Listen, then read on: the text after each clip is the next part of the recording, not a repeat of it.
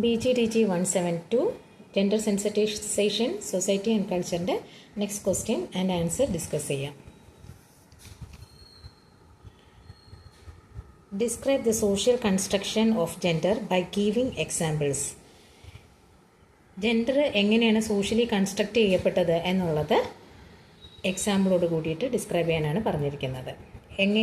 എന്തൊക്കെയാണ് അതിൻ്റെ മാനദണ്ഡങ്ങൾ, ജെൻഡർ സോഷ്യലി കൺസ്ട്രക്റ്റ് ചെയ്യപ്പെട്ടതിൻ്റെ ഐഡിയാസ് എന്തൊക്കെയാണെന്നുള്ളതാണ്. അപ്പം അതിൽ കുറച്ച് ഹെഡിങ്സ് ഇൻവോൾവ് ആണ്. First heading sex and gender, second meaning of social construction of gender, third one cultural construction of gender. അതിൽ രണ്ട് സബ് ഹെഡിങ്സ് ഉണ്ട്. Gender construction supports a system of dominance first one ആണ്. Second gender construction individual expression of gender. Next heading gender socialisation, last one construction of a girl child. ഇത്രയും ഹെഡിങ്സിൻ്റെ points included ആകുമ്പോഴാണ് answer complete ആവുന്നത്. First one sex and gender.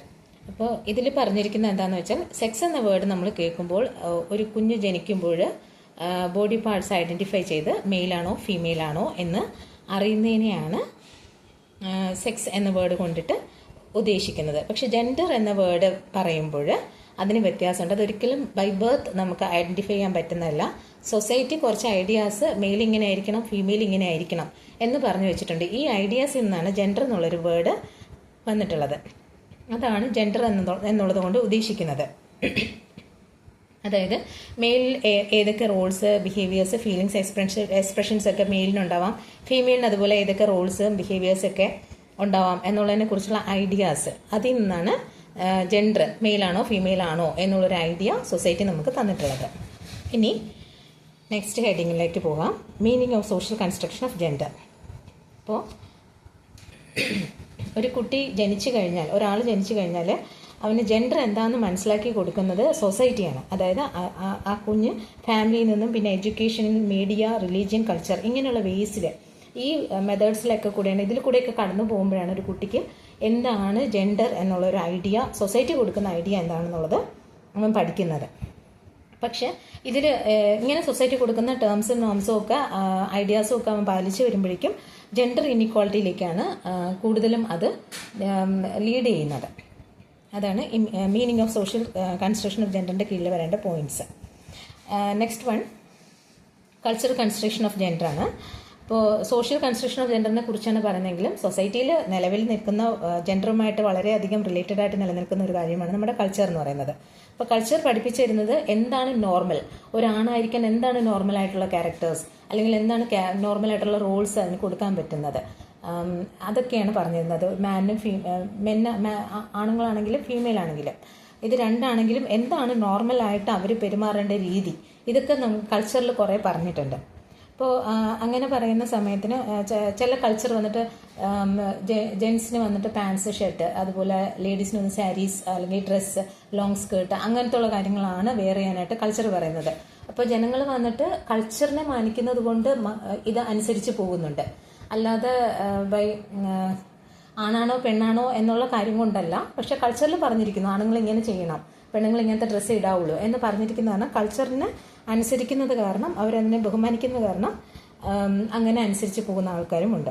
ഇപ്പോൾ റീച്വൽസിൻ്റെ ഫെസ്റ്റിവൽസിൻ്റെ സമയത്തൊക്കെ ഇപ്പോൾ കുടുംബത്തിൽ എന്തെങ്കിലും ഫംഗ്ഷൻ നടക്കുന്നു അല്ലെങ്കിൽ എന്തെങ്കിലും ഫെസ്റ്റിവൽ നടക്കുന്ന സമയത്തും ഈ സ്പെസിഫിക് റോൾസ് ജെൻഡർ വൈസ് ആയിട്ട് ആണുങ്ങൾക്ക് കുറച്ച് റോൾസുകൾ കൊടുക്കും, ഫീമെയിൽസിന് കുറച്ച് റോൾ കൊടുക്കും. മിക്കവാറും കുക്കിംഗ് പോലെയുള്ള കാര്യങ്ങളൊക്കെ ഫീമെയിൽസ് ചെയ്യും.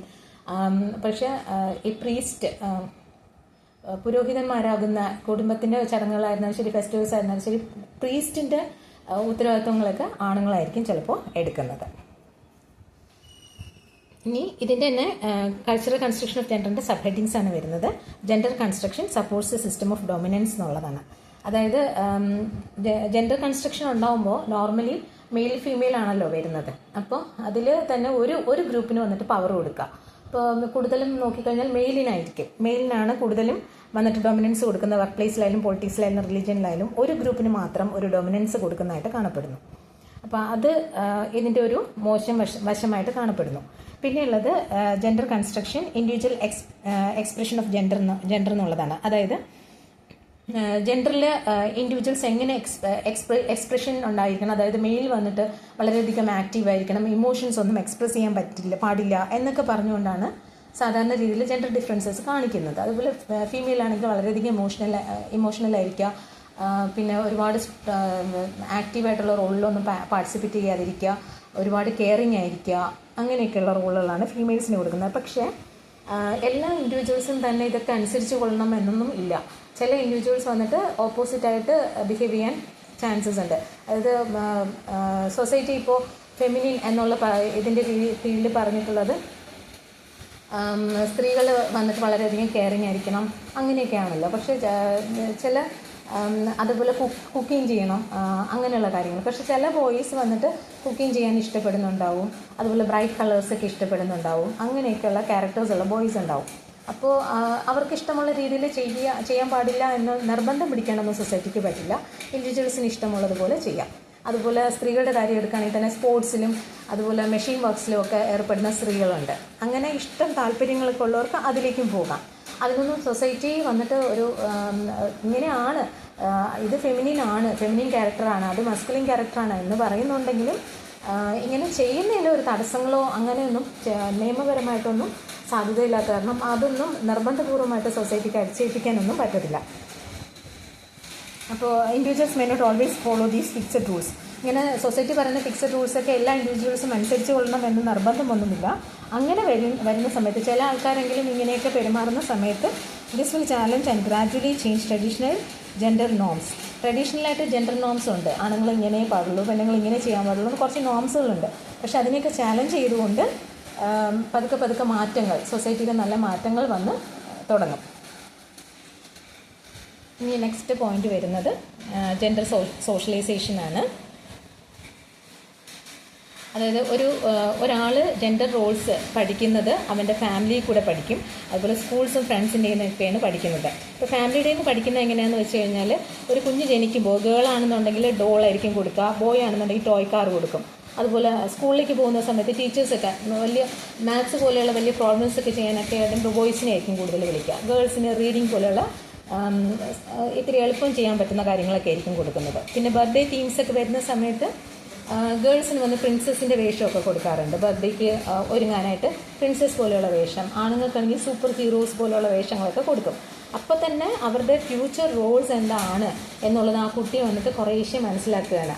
ആണുങ്ങളെന്ന് പറഞ്ഞാൽ ആക്റ്റീവായിരിക്കണം, വളരെ സൂപ്പർ ഹീറോ പോലെ ഇരിക്കണം, പെൺകുട്ടികളെന്ന് പറഞ്ഞാൽ പ്രിൻസസ് പോലെ നല്ല ഭംഗിയിൽ അണിഞ്ഞൊരുങ്ങി അങ്ങനെയൊക്കെ നടക്കണം എന്നുള്ള രീതിയിലൊക്കെയാണ്.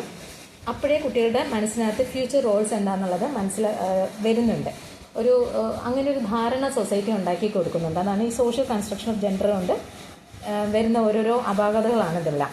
പിന്നെ വന്നിട്ടുള്ളത് കൺസ്ട്രക്ഷൻ ഓഫ് എ ഗേൾ ചൈൽഡിനെ കുറിച്ച് പറയാനാണ് നെക്സ്റ്റ് ഹെഡിങ്.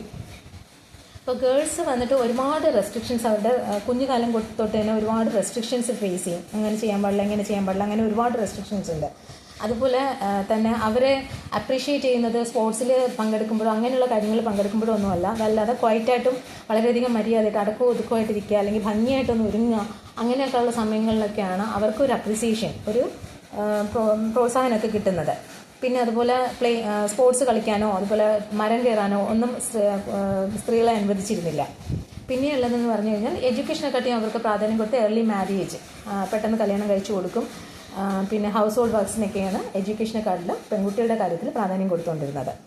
അപ്പോൾ ജെൻഡർ എന്ന് പറയുന്നത് ബൈ ബർത്ത് അല്ല, സൊസൈറ്റി മേഡപ്പ് ചെയ്ത് കൊടുക്കുന്ന ഒരു കാര്യമാണ് ജെൻഡർ എന്ന് പറഞ്ഞു കഴിഞ്ഞാൽ. അപ്പോൾ ഈ ഒരു പ്രോസസ്സ് നമുക്ക് മനസ്സിലാക്കി കഴിഞ്ഞാൽ ഇങ്ങനെയൊക്കെയാണ് gender, it's not by birth, society made ചെയ്തതാണ് എന്നുള്ളതും അതിൻ്റെ ദോഷവശങ്ങളും ഒക്കെ മനസ്സിലാക്കി കഴിഞ്ഞാൽ, ആ ഒരു പ്രോസസ്സ് മനസ്സിലാക്കി കഴിഞ്ഞു കഴിഞ്ഞാൽ നമുക്ക് ഈക്വലായിട്ട് ജെൻഡർ ഇൻഇക്വാളിറ്റി ഇല്ലാത്ത ഈക്വലായിട്ടുള്ള ഫെയർ ആയിട്ടുള്ള ഒരു സൊസൈറ്റി മേഡപ്പ് ചെയ്യാൻ പറ്റും. അപ്പോൾ എല്ലാവരും ചാനൽ സബ്സ്ക്രൈബ് ചെയ്യുക, ലൈക്ക് ചെയ്യുക. Thank you.